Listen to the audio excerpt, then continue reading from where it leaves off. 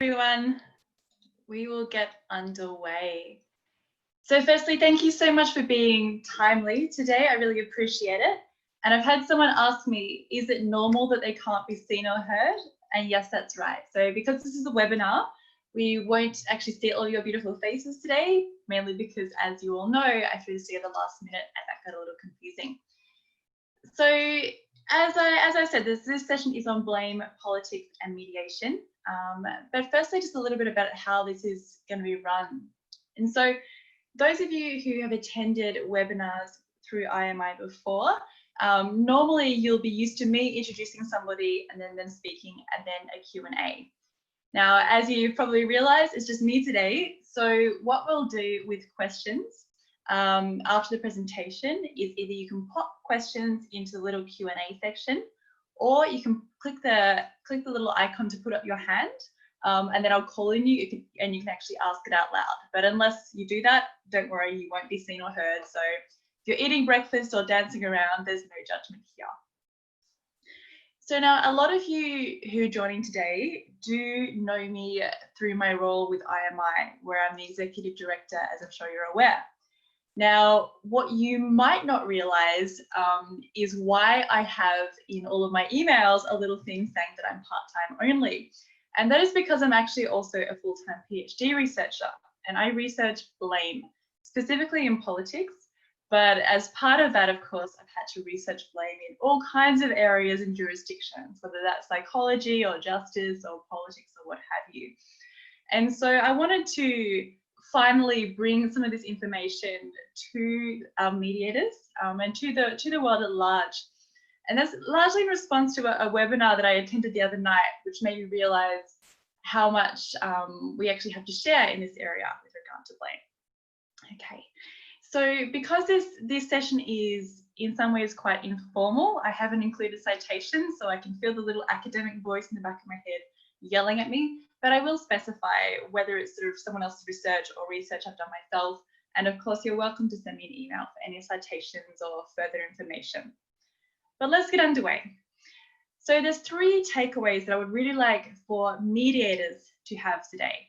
And those are separating blaming for doing, hang on just one moment actually, because we've just received a chat.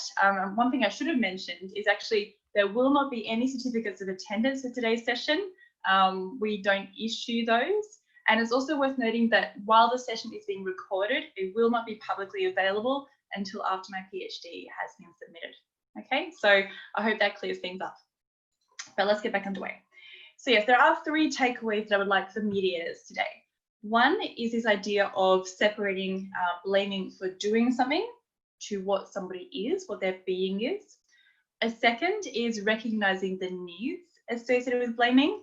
And thirdly, 2 very important emotions, and I'll touch on that a little bit shortly, in that anger and compassion are both associated with blame, and they're very useful, but in different contexts. So let's take a step back firstly. What is so bad about blame? Now, I mentioned that I was in a webinar a few nights ago, which made me realize that this session might be worth having, and I know a few of you attending today were also on that webinar, because there was a lot of discussion how blame polarizes us and how it makes us feel bad and how it's the end of the world basically, okay, because of blaming politics, whether it's the UK, the US, Brazil, the Philippines even, it's because of this idea of a blame culture that we have so much anger and polarization and so many problems. And so there's this idea of blame as being always bad, always angry, or possibly fearful, and always toxic, whether that's in the political context or in the context of mediation, where of course parties might be blaming one another. But blame actually serves a very valuable social function, okay? And so when we talk about blame, it's important not to just write it off as this always negative thing. And there's 2 main ways in which it's valuable. One is that blame lets us know what is good and what is bad. What kind of behavior is acceptable for us, okay? So when somebody does something bad and we blame them for it, we're casting them out. And we're saying, look, we're going to sanction you for that behavior because that's not what we like here. So when we blame somebody, it actually tells a lot about what we value and who we are. And so that's sort of in the general context. So to use an extreme example, if somebody commits murder, so they commit homicide, we blame them very formalistically, right, in the justice system, and we sanction them, whether putting them in jail or whatever the case might be. And we say that behaviour does not belong here. So it helps to establish group boundaries and what belongs within that. But the second thing, of course, is that blame is how we actually hold people to account, not just in the legalistic sense, but also in the political sense. Okay, so when we blame a politician for doing something, we're saying that's not how we want you as our representative to act. Okay, and so we're going to vote you out or what have you. And so whether it's in this general sense, whether it's in the political sense, blame is actually really, really important and valuable. And as I suggested, it also gives an idea about what our needs are. And there's a couple of really primary needs that drive sort of blaming behaviour. And one of them is actually justice, okay? Because when we blame somebody else, it's because we want justice to be restored. We want what's coming to them, and we want what we deserve. And so this can be positive or negative in different contexts, okay? So of course you can imagine a situation in a mediation where you can identify that both parties have a conception of justice and both want justice to be met. Whether that justice is the same kind of justice or whether it's actually revanchism, so revenge seeking, can be a very different thing. But it can also be bonding, because we all want a just situation here, or a just solution, or a sort of a just agreement going forward. And it's only where sort of justice is actually used as this word to actually mean revenge against a conflict party that it becomes quite negative. So there is that need of justice. But a second need associated with blame is that it's not about now and revenge for the past, is what we want things to look like in the future.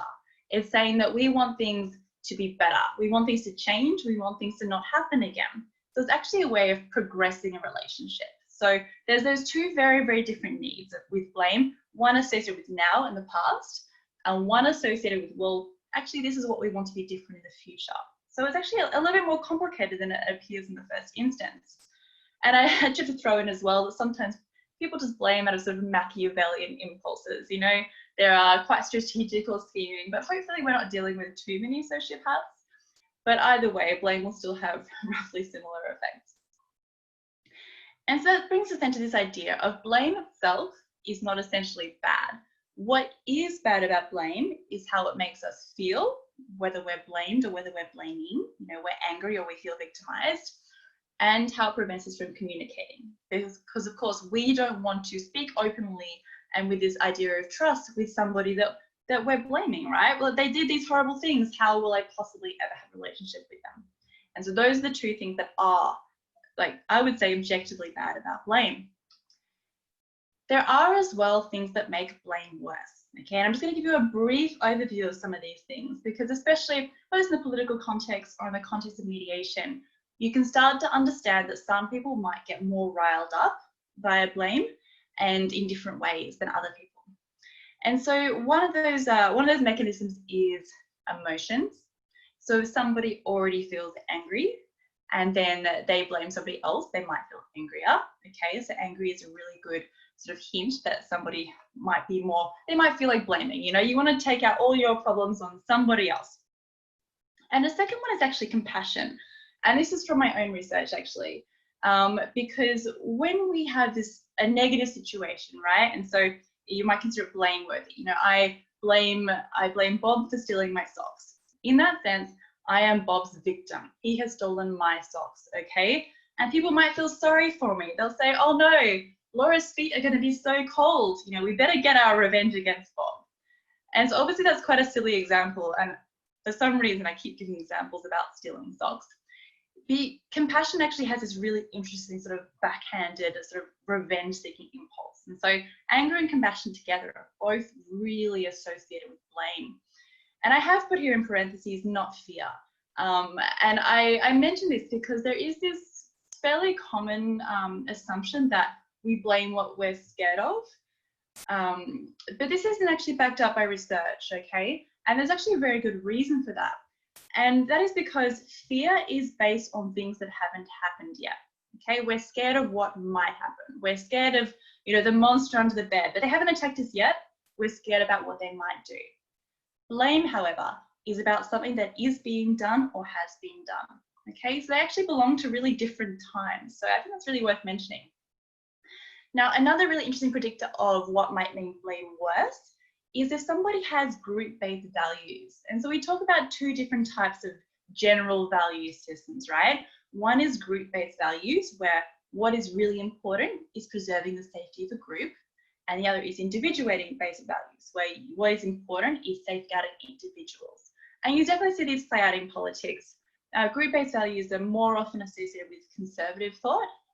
Sorry, conservatives, it's just the way it is, because it's about the sanctity of the group, preserving the group against outsiders, as opposed to protecting rather individuals one by one. And of course, if you are primarily concerned with protection of the group and safety of the group, then blame is going to be even more important to you, because you're going to use blame to actually cast out behaviours and people that you don't want from the group.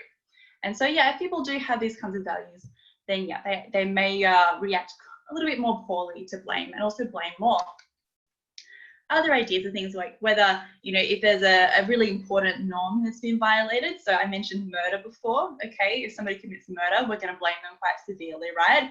Or if somebody steals my socks every single day, I'm going to blame them quite severely as well, right? There's this idea of repetition and severity. Another is that we already don't like the people that we're blaming, and sort of starts to escalate things there. A blaming worldview, and I talk about things like just world belief, this idea that the world is essentially a just place and we deserve what happens to us. So you can start to see how very clearly that idea relates to this idea of blaming, okay? Because if they did something, then they actually deserved it. So this idea of victim blaming. And lastly, and quite importantly, including the mediation context, is that if people feel physically bad, they are more likely to feel bad emotions, and therefore, when blaming takes place, they're going to get escalated more. But also because they already feel bad, as I mentioned before, like with the anger hint, they're more likely to blame. Okay, so we'll come back to this idea. But I mean, a really easy way to think of this is it's the difference between, having a disagreement with a friend in a coffee house. You're very well, with masks on maybe, you're really comfortable, you're cozy, you're in your favorite chair, you've got your favorite drink, you're having a nice civilized conversation, and something's gone wrong and you're blaming them.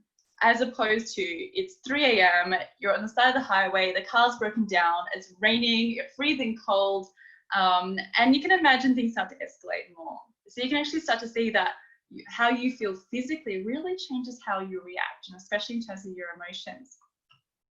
So then just take a reel back, and I've used a Tintin example here because I am based in Brussels, and Belgium is the home of Tintin. So for those who don't know Tintin, which hopefully you don't, because Tintin turns out to be really problematic, but there's actually a mural on the right-hand side painted on one of the walls here in Brussels. And Tintin is the chap up the top climbing down the ladder. And so if I were to say Tintin stole my socks, we have here the really basic elements of blame, which we can all, I think, relate to. Tintin, who is the perpetrator, stealing the socks as an act of harm, and also a victim in this case, okay, which is myself. I'm going to run out of socks, guys. It's going to be terrible. And so these are the really basic elements you need for blame. So somebody has done something bad. You might or might not have the victim explicitly listed. And I mentioned that it is for doing something, not for being something, which you can imagine relates a little bit to some of the principles of nonviolent communication, where you're separating a person from the things that they've done, right?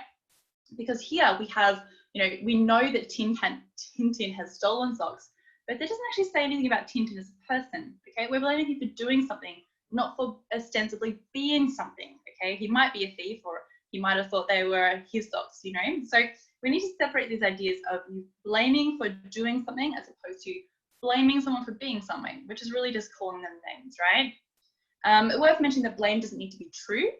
Tintin might not have stolen my socks. And also the blame can actually be contested, whether you're sort of saying, well, actually, no, it was somebody else that stole the socks, or no, I didn't do that, or no, I'm just not going to listen to you. There's lots of different ways this can be done. And we can certainly see this, in conflict situations, is that, oh, you did this, no, they did it. And so it can actually be contested. So then how does blame affect us? Because I mentioned that, the important things about blame, the bad things about blame potentially, is how it affects us and how it affects our communication. And so here it's actually worth breaking down blame into who we blame or what we blame, okay? Because these have very different implications, and you start to see that, yeah, blame actually operates really interestingly. Because when we blame ourselves for doing something, this tends to be associated with emotions such as shame or guilt, right? We know we've done something bad and we want to fix it and not do it again. So very different. If we blame a situation, it tends to be associated with sadness. Okay, so how sad is it that that house burnt down by itself, or how sad is it that the rain caused this accident? Like it's a tragedy, right? It's very sad, and it's sort of also beyond our capability to fix. And then lastly is when we blame somebody else, and this is the really important thing, whether sort of speaking in terms of politics or in terms of mediation, because that tends to be associated with anger.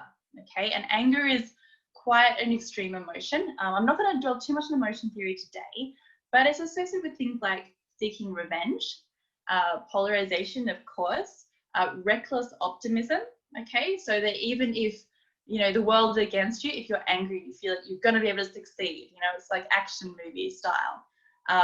So that's quite important as well. But also, lastly, is heuristic thinking. And so when I say that, I mean that's the thinking fast as opposed to thinking slow. Okay, you go with your gut, you go with your emotions, and you just act and you react, as opposed to thinking about things, which can be obviously disruptive, again, in the political context or in the context of a mediation, where we perhaps want people to be a bit more thoughtful so we can generate positive solutions. I mentioned a little bit earlier that the appearance of a victim does actually aid in polarization, which is quite interesting, as does the frequency and severity of blame. And of course, when we start to see the other as a villain, so when we start to see Tintin as a thief, okay, as opposed to, a guy who made a mistake, or, oops, they your socks, that can start to disrupt our communication.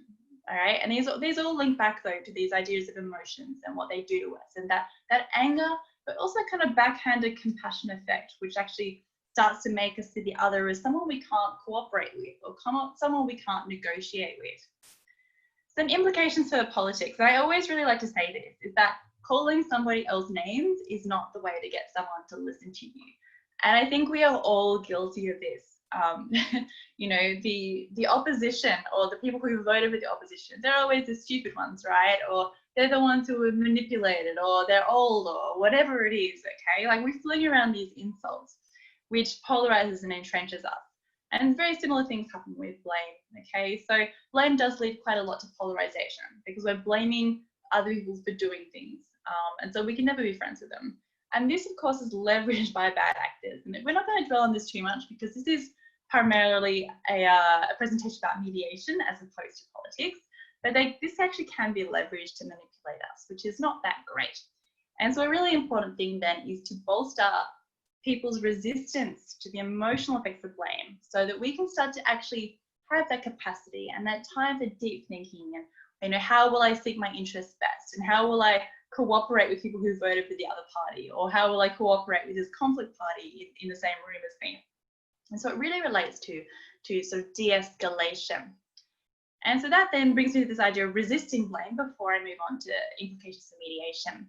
And these are some of the things you can actually apply yourselves as human beings in this world to try and resist blame, okay? So, because we all read these really outrageous headlines and tweets and posts and whatever they are, and this kind of stuff comes up a lot.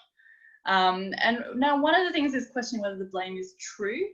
The reason I've got a sort of squiggly tilde next to this is because the truth of it isn't necessarily what's important.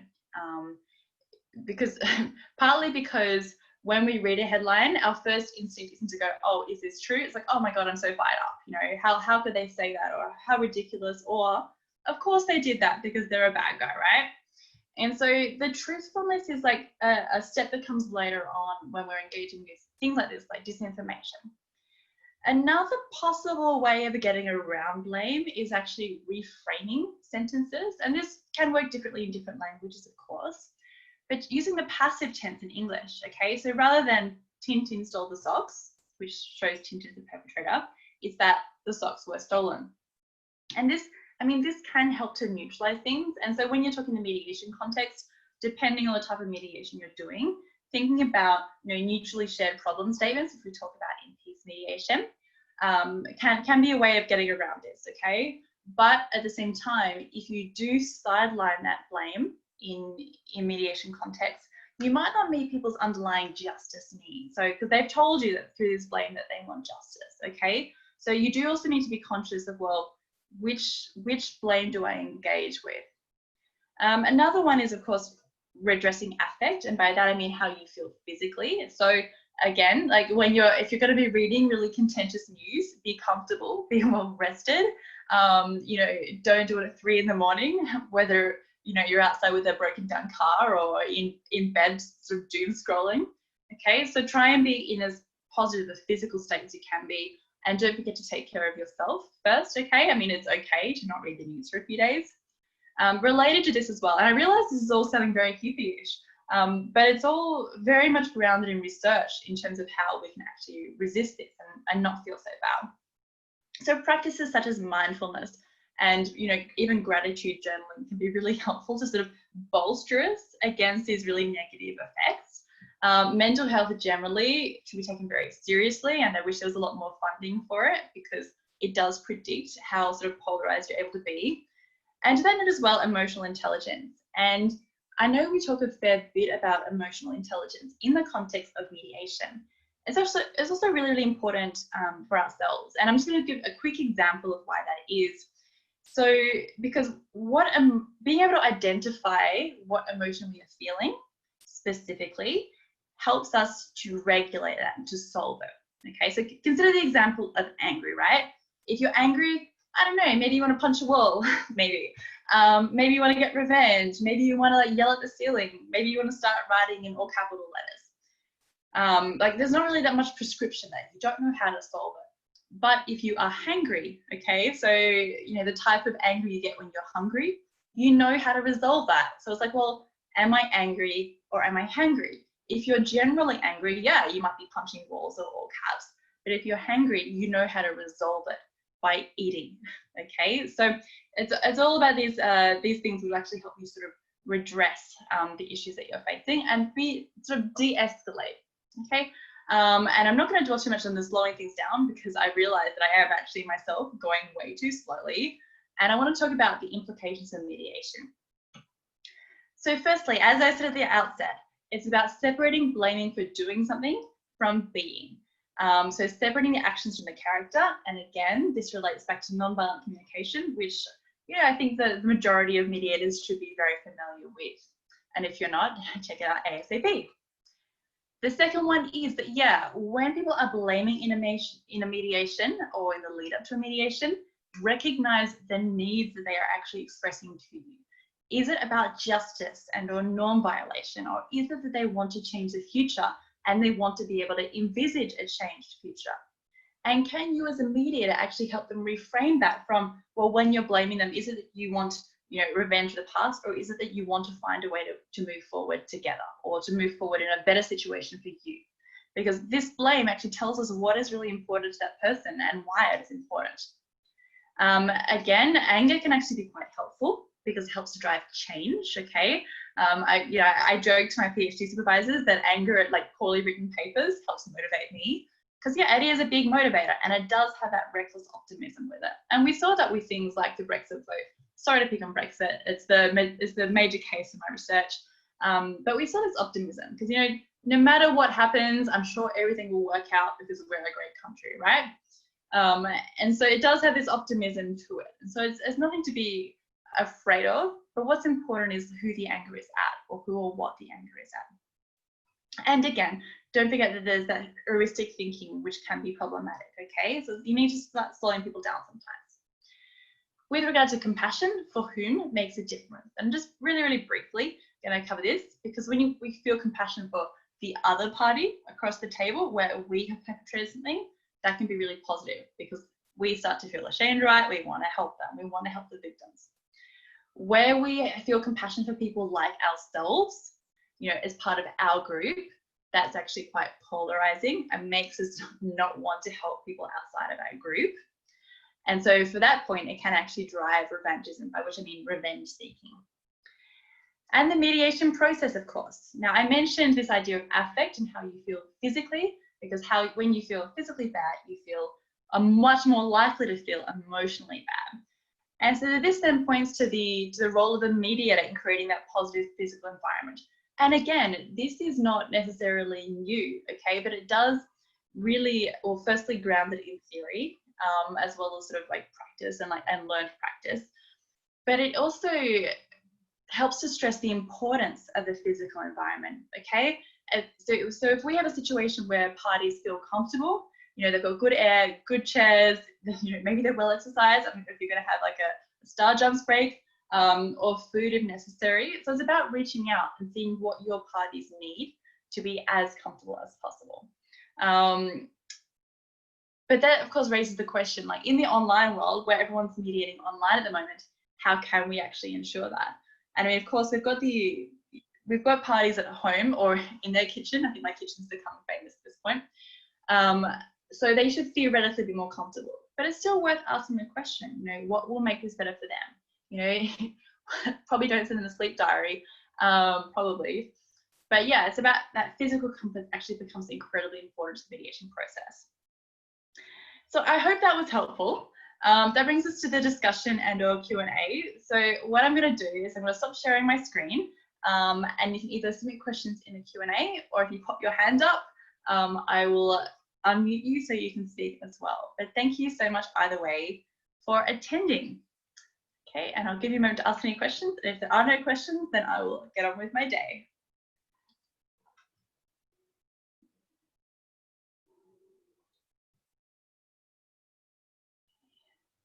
I can see people here from all kinds of time zones, so good for you.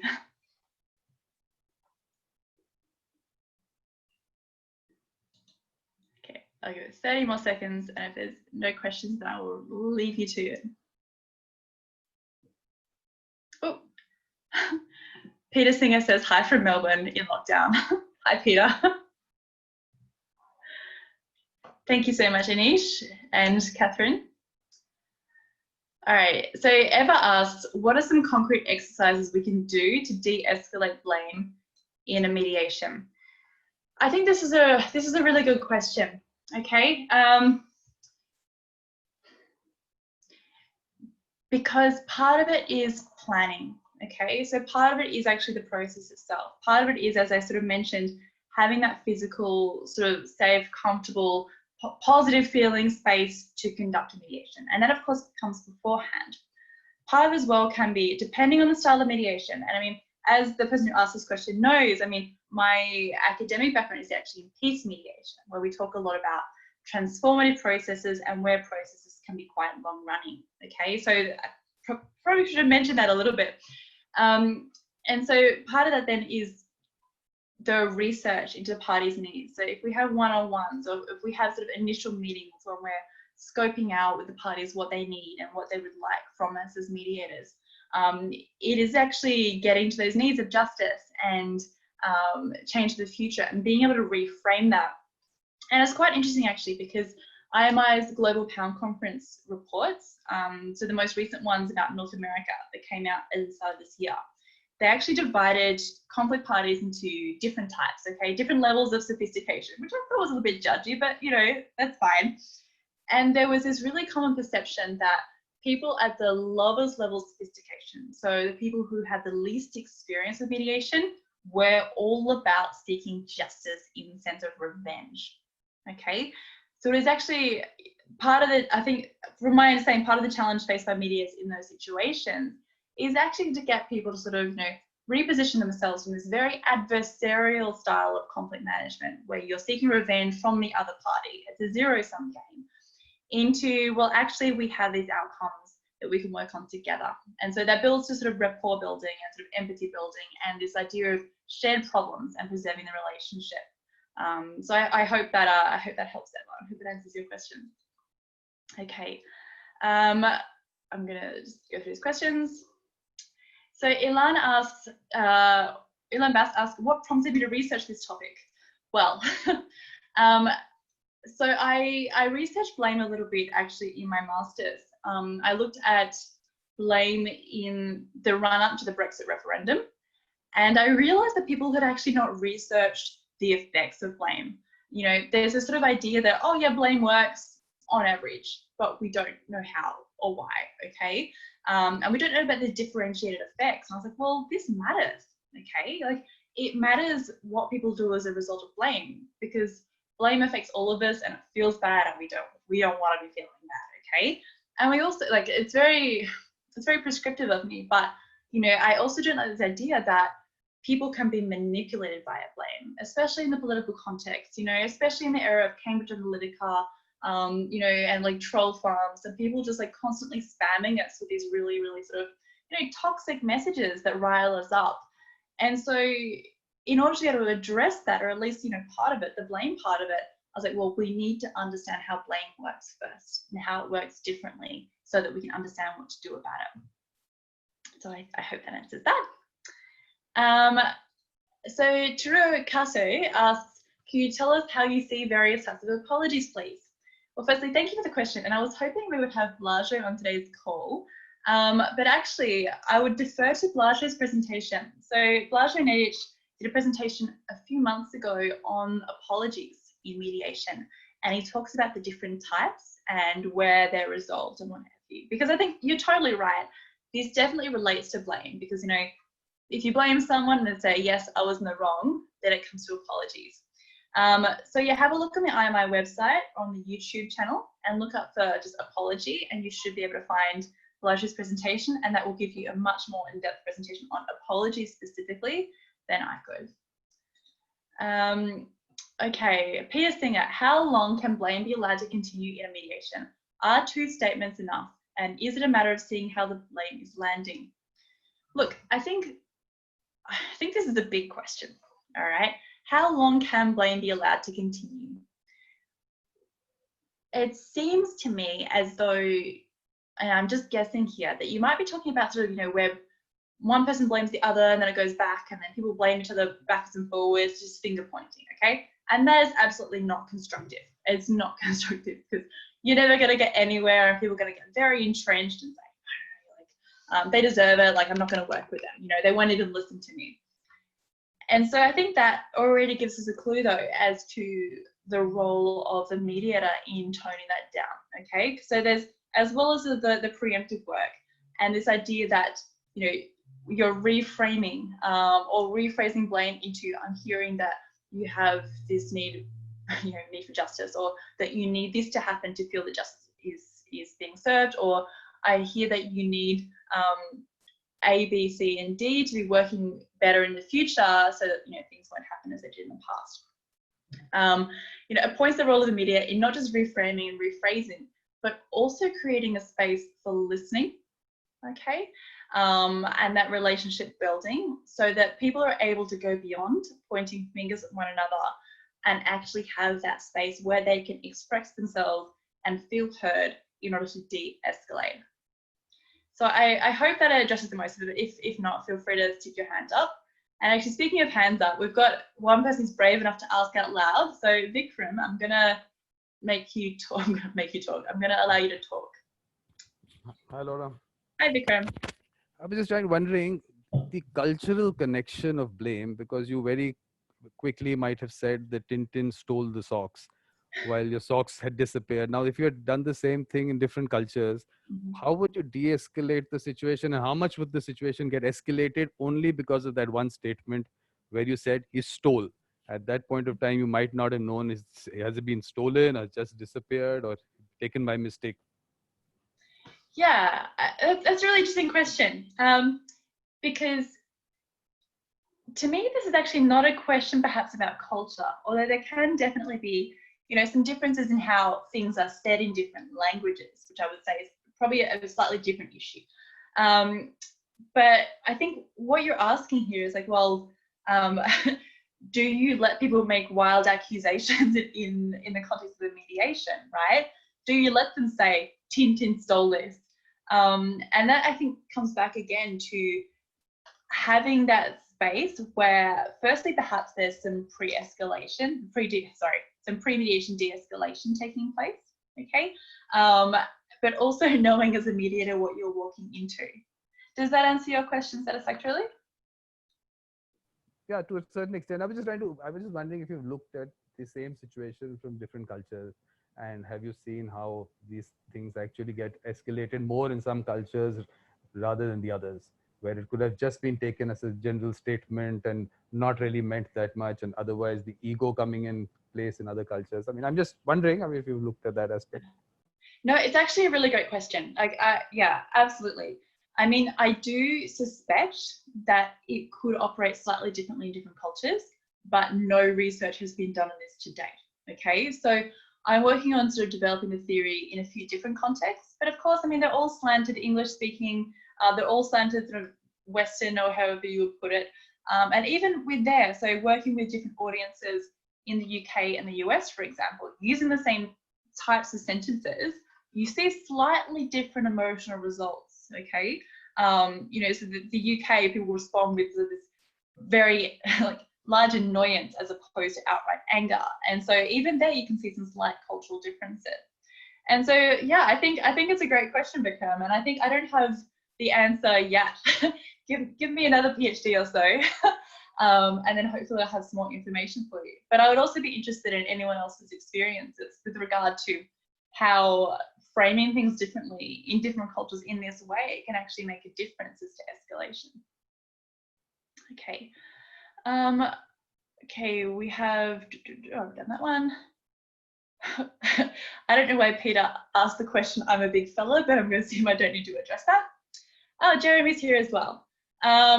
Jeremy Lack asks, can you be more specific about how you see the role of the mediator in these situations?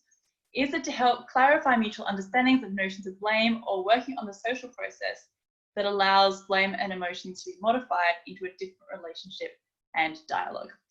Honestly, I kind of feel like Jeremy should be answering this, because I mean, I think you probably all know him as a fairly well-established mediator. And I think that the answer is more of, I think it depends on the type of mediation underway, okay?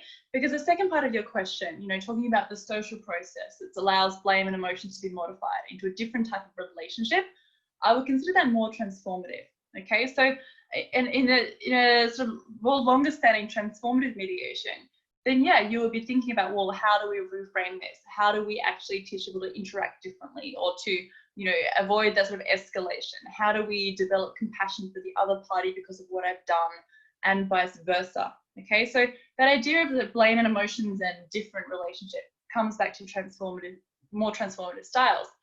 Whereas the clarifying mutual understandings of notions of blame, so by which I understand you mean, you know, understand who's blaming whom and for what, I think could be handled in sort of different styles of mediation. So even the evaluative one, so where people are saying, you know, my understanding is that this was done by this party, and that is a problem for our relationship or for this conflict, or I understand this party did not uphold their agreement, can be handled in sort of more evaluative styles.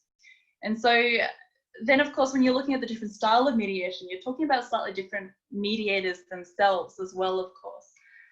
But again, I think that you would be actually better to speak of the styles of mediators than that. But otherwise, I hope that answers your question. And actually, I've seen Blush is now on the call, so hopefully he can speak to apologies later on.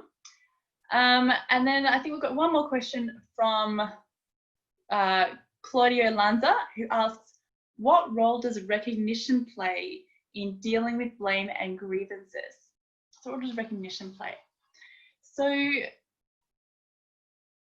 my understanding of this is, you know, what role does recognition of the victim play, perhaps? That something has happened, or perhaps recognition that somebody was responsible for something. So it's a really great question, okay? So just taking us back to the political scale, all right? So when I was looking at blaming of the EU, okay, so if you've got, you know, the front page of the Daily Mail or the Sun in the UK, and they're, you know, quite very tabloidy, okay, they would say, oh, the EU did this, and there doesn't necessarily need to be anything backing it up, okay? The EU doesn't need to be actually accountable for that or responsible for that. It doesn't need to be part of the EU sort of jurisdiction. They can still be blamed for it, and as long as people believe it, the blame is successful. And so, I mean, but that's quite interesting, because in that kind of situation, the EU can't talk back. Where you've got sort of parties who are face to face, it can be a little different because it can be contested. And so there you're going to have to be talking about, well, firstly, you recognize them by having them actually there in the room, right? Or they've acknowledged that they should be in the room together.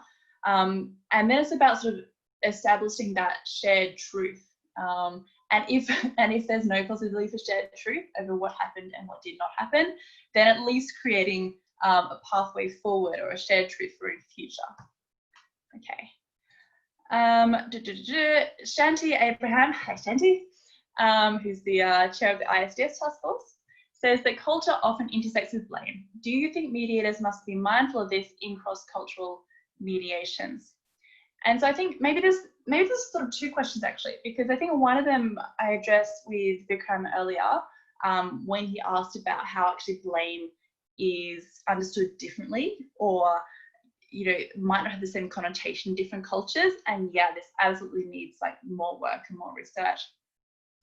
But I think maybe a second implied question is, and this might not be what you're asking, is if we are in the habit of blaming another group of people generally, will we be able to sort of cooperate or work with them? So I hope that is at least a rough interpretation of what you're asking me, okay?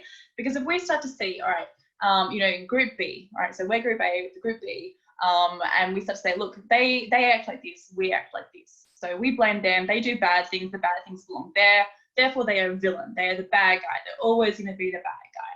That definitely creates problems as far as building relationships, okay?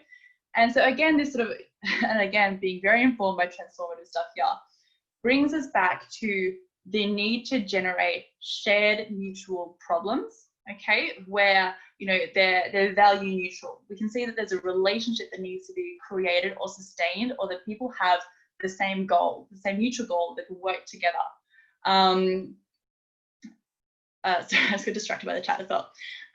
So yeah, it's about creating that space where you can actually start to generate empathy. And this is absolutely an issue which is dealt with quite a lot in peace mediation, okay, where you've got highly contested, often violent situations between different groups of people. And there, I mean, it can be very difficult and very, long-winded experience to try and bring people together, to even cooperate in basic terms. And so in those kind of contexts, we talk about confidence building measures where, you just dip your toe into the water, you mutually dip your toes into the water, and you find that you can start to build that relationship and build that trust, okay? So I hope that sort of gets to the intersection of culture with blame, okay? Because it comes back to the bigger question of what is the intersection of culture with conflict more generally. Oh my goodness, guys, you didn't have any questions before and now you're going all out. So let's go with Eva, okay, Eva again. How do you navigate blame in mediation cases where a form of physical violence, including gender-based, was perpetrated from one party to another? I mean, honestly, I don't think I feel comfortable replying to this question in particular, because as Evan knows, I'm not a practicing mediator.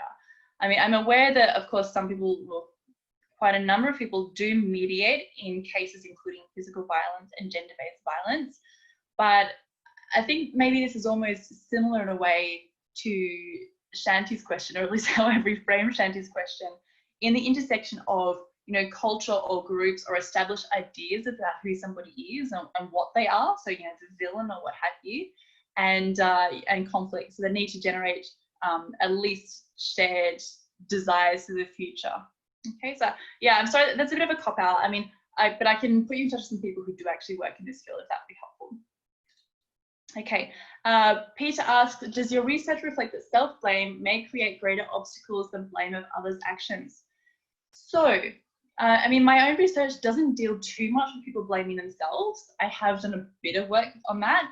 I blamed everybody for climate change in one experiment that I did.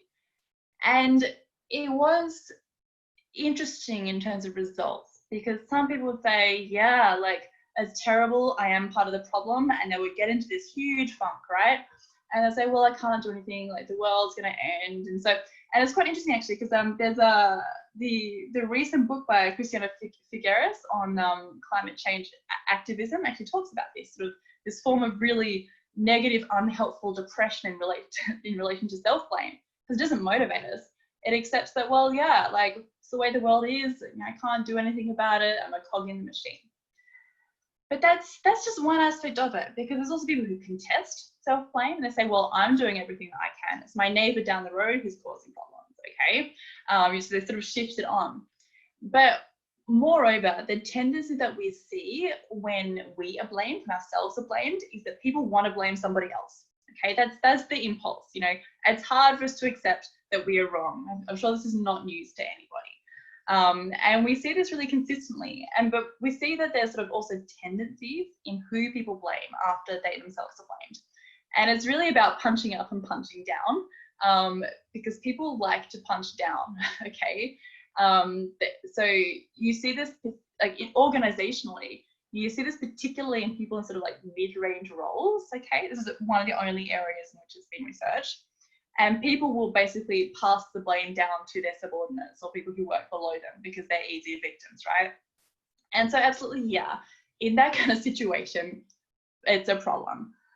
But another problem in association with blame actually creating obstacles is that sometimes we look for a scapegoat, and once we've found them, and maybe we prosecute them or we sanction them, we think the problem's resolved, but it's not necessarily. So take the example of the Grenfell Tower fires in London a couple of years ago, right? So, you know, the tower, for those who weren't aware, was covered in this, I don't know, not up to code type stuff. It's really, really flammable. And so at first there was this idea of like, this is a tragedy, okay? And so people felt sadness because it was the situation. That's really terrible. And then people say, no, somebody needs to be held accountable. And so they went after Theresa May as the Prime Minister of the UK at that time. And so, you know, they got it down, they held it to account. There was a lot of news about it, but then nothing actually happened, okay? Because yeah, sure, we found a scapegoat, but the structures, like physically in terms of buildings, but also what allowed this to happen was still in place. And so, I mean, the towers weren't rebuilt. There are many, many other buildings and towers in London with the same kind of cladding, okay, the really flammable cladding, still there, okay? And so from that perspective as well, blame actually helps us to obscure structural causes, because once we've found this scapegoat, we've kind of resolved it, we feel better. And so, you know, that sort of opens this idea again that we need to really, when, and again, maybe it's a transformative lens here, but we need to sort of actually dig below that, you know, surface position, right? The surface position of scapegoating and of blame, and dig into not just what our needs are, but also what the structural components causing this problem were, okay? Whether it's in our relationship as users and as conflict parties, or whether it's in that more political scale. What actually is the problem here, and what can we do together to move forward, okay? And again, it comes back to this idea of blame being driven by a justice need, so we get revenge on Theresa May, or blame being driven by a need to change things in the future, where we actually start to envisage a different, better future with fewer buildings on fire. And oh, hang on, press the wrong button.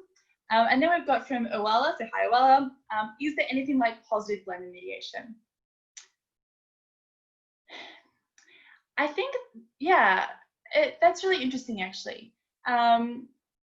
I mean, on the one hand, if you're in a mediation, ostensibly you don't want to be like having a more negative relationship, right? So you don't necessarily want to be blaming for blame's sake. However, as somebody asked earlier, and I referred to Blajo's presentation earlier, when you can actually lay blame and somebody accepts it and apologizes for it, that can meet the person who's blaming's need for justice, okay, but also sort of validation, and it can help to actually create a stronger relationship. So I would say from that point of view, yeah, absolutely, okay, where that responsibility is claimed, the apology is done, and you can move forward with a better relationship together. Okay, but I think that brings me to the end of the questions.